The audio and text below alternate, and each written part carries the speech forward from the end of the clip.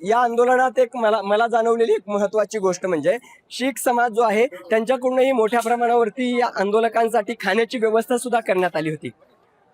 ही सगळी शीख समाजाचे सरदार जे आहेत त्यांच्याकडून हे या ठिकाणी आंदोलनाला जे काही खाद्यान्नाच्या माध्यमातून फूड पॅकेट्सच्या माध्यमातून मदत केली जात होती आणि एक या आंदोलनाप्रती आपलीही काही जबाबदारी आहे.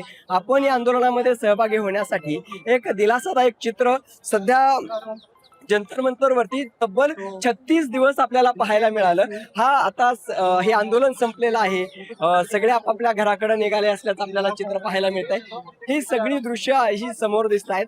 ही त्यातलीच दृश्य आहेत की 36 दिवसांचं जे काही संघर्ष होता तो संपलाय. या 36 दिवसानंतर आता आपल्याला घरी जायचंय आणि ते समाधान घेऊन ही सगळे तरुणाई आप क्या 36 दिन हो गए पूरा आंदोलन चला था, आप कहाँ से आए थे, कब आए थे और अब कैसा लग रहा है धर्मेंद्र प्रधान की सेवा? मैं वैसे तो बेसिकली दिल्ली से ही हूँ, आदर्श नगर से आई हूँ और मैं 20 जुलाई को भी आई थी और उस दिन जो बर्बरता हुई थी वो तो सब जानते ही हैं, डंडे वंडे खाए थे। तो 2 दिन से लगातार आ रही हूँ और आज जो मिला उसके लिए पूरे देशवासियों को कंग्रेचुलेशन। हम इसके लिए डटे रहे, अभिजीत दिपके ने करके दिखाया। सोनम वांगचुक सर की जो भूख हड़ताल थी वो हमारे लिए सफल हुई, तो हमें बहुत अच्छा लग रहा है।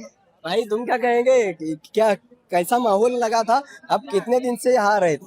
हम आ रहे थे 2-3 दिन से आ रहे थे। ठीक है, मैं इतना ही कहना चाहूँगा कि हमारी जीत हुई और हम जीत गए। जो हमारा संघर्ष था, जो बच्चे जिन्होंने जान दी उनके उससे हो गया सब कुछ, हम जीत गए। बस इतना ही कहना चाहूँगा सबको, देशवासियों को, हम जीत गए। आगे भी ऐसी साथ रहेंगे और स्टूडेंट के लिए देखते रहेंगे, ऐसे ही मुद्दे उठाते रहेंगे।